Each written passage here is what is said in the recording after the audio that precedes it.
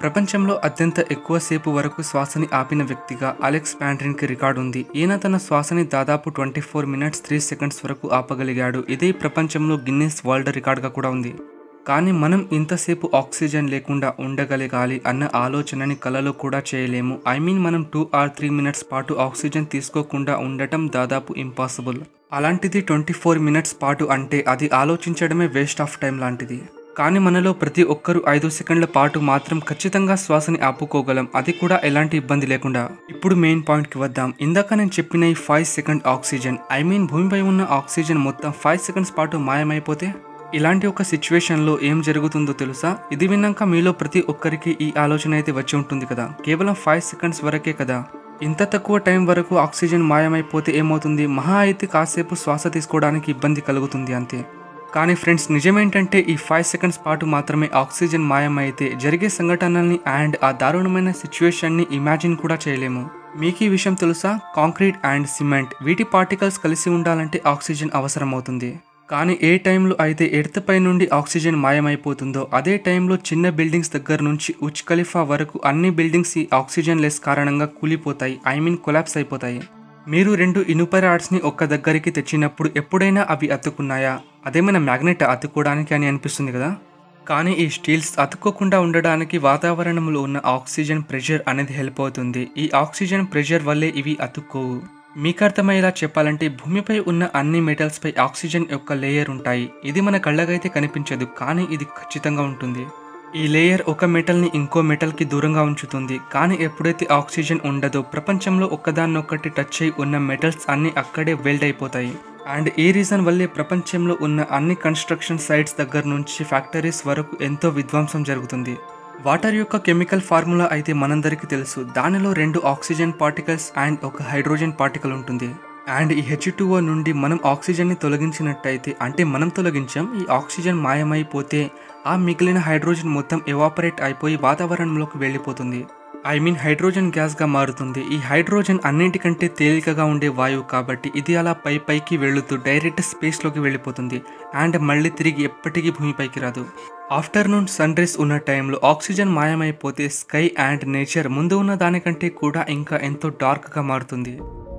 ఇలా ఎందుకు జరుగుతుందంటే ఎప్పుడైతే సన్ రేస్ ఎర్త్ యొక్క అట్మాస్ఫియర్లోకి ఎంటర్ అవుతుందో అప్పుడు ఆ అట్మాస్ఫియర్లో ఉండే oxygen and dust particles and other gases యొక్క పార్టికల్స్ ఆ సన్ రేస్ని రిఫ్లెక్ట్ చేస్తుంది అండ్ దీనివల్లే సన్ రేస్ ఎర్త్ మొత్తం వ్యాపిస్తుంది.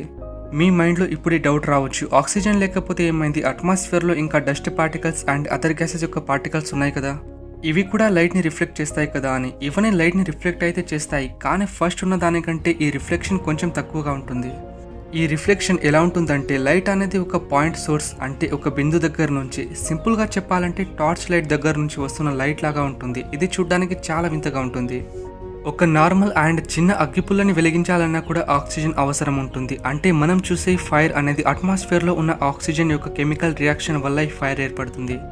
డైరెక్ట్గా చెప్పాలంటే ఆక్సిజన్ లేదంటే ఫైర్ లేదు. ప్రపంచంలో ఫైర్ ద్వారా ఫైర్ అంటుకొని కాలుతున్నవన్నీ దీనివల్ల ఆరిపోతాయి.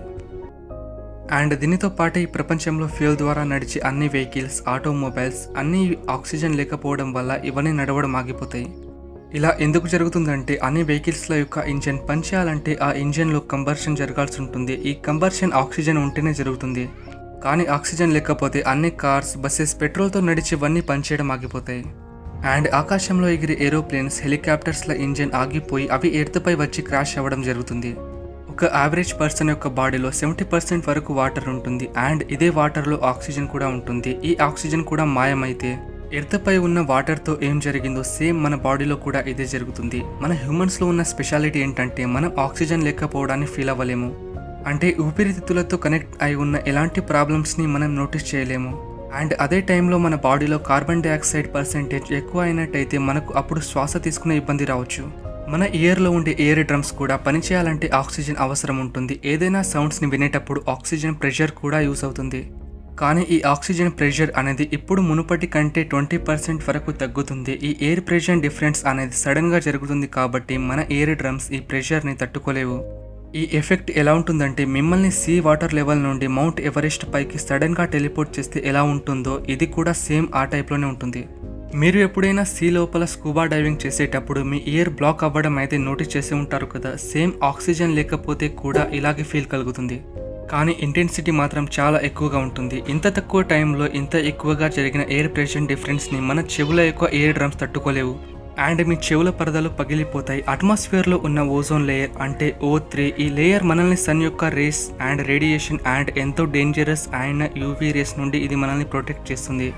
ఆక్సిజన్ లేకపోతే ఈ O3 కూడా మాయమైపోతుంది. ఈ O3 మాయమైనప్పుడు సన్ నుండి వచ్చే రేడియేషన్ మొత్తం డైరెక్ట్ ఎర్త్ పైకి దూసుకొస్తుంది అండ్ డైరెక్ట్ మన బాడీ స్కిన్లోకి వెళ్తుంది. దీనివల్ల ఈ లైట్ పడిన వాళ్ళ స్కిన్ మొత్తం పూర్తిగా కాలిపోతుంది. అండ్ లాస్ట్ ఆక్సిజన్ లేకపోతే కలిగే అతిపెద్ద మోస్ట్ డేంజరస్ ప్రాబ్లం ఏంటంటే మన ఎర్త్ యొక్క భూమి పూర్తిగా భూకంపం వచ్చినట్టు చీలిపోతుంది. ఎందుకంటే భూమి స్థాయిలో 45% వరకు ఆక్సిజనే ఉంటుంది. అండ్ ఇదే ఆక్సిజన్ భూమి యొక్క అన్ని పార్టికల్స్ని ఒకదానితో ఒకటి కలిపి ఉంచుతుంది. కానీ ఆక్సిజన్ లేకపోతే ఇవి ఒకటే చోట కలిసి ఉండలేవు అండ్ ఆక్సిజన్ లేకపోతే ఈ భూమి ఉండదు. ఓకే ఫ్రెండ్స్, ఆక్సిజన్ గురించి ఈ ఇన్ఫర్మేషన్ చాలనుకుంటాను. ఈ వీడియోని మిమ్మల్ని భయపెట్టాలన్న ఉద్దేశంతో చేయలేదు. జస్ట్ ఆక్సిజన్ యొక్క ఇంపార్టెన్స్ని మీకు తెలిసేలా చేయాలని మాత్రమే ఈ వీడియోని చేశాను. ఆక్సిజన్ అనేది ఎంత ఇంపార్టెంట్ గ్యాస్ అంటే మనం దీని గురించి ఎప్పుడు ఆలోచించము. ఈ ఆక్సిజన్ మన లైఫ్లోని ప్రతి సెకండ్లో ఎంత ఇంపార్టెంట్ రోల్ని ప్లే చేస్తుందో ఈ వీడియో ద్వారా మీకు ఈ పాటికి తెలిసి ఉంటుంది కదా. ఈ ఆక్సిజన్ అనేది మనకు కేవలం చెట్ల దగ్గర నుంచి మాత్రమే లభిస్తుంది. కానీ మనం వీటిని ప్రొటెక్ట్ చేయడానికి బదులుగా వాటినే నాశనం చేస్తున్నాం. వీటిని ప్రొటెక్ట్ చేయడం అనేది హ్యూమన్స్గా మన బాధ్యత. ఎందుకంటే ఈ ఆక్సిజన్ అనేది మన లైఫ్ అండ్ డెత్ని డిసైడ్ చేస్తుంది. ఓకే ఫ్రెండ్స్, ఈ వీడియో మీకు ఎలా అనిపించిందో కింద కామెంట్ చేయండి ఫ్రెండ్స్. ఈ వీడియో నచ్చినట్టయితే ఒక లైక్ చేయండి అండ్ నా ఛానల్ని సబ్స్క్రైబ్ కూడా చేసుకోండి ఫ్రెండ్స్.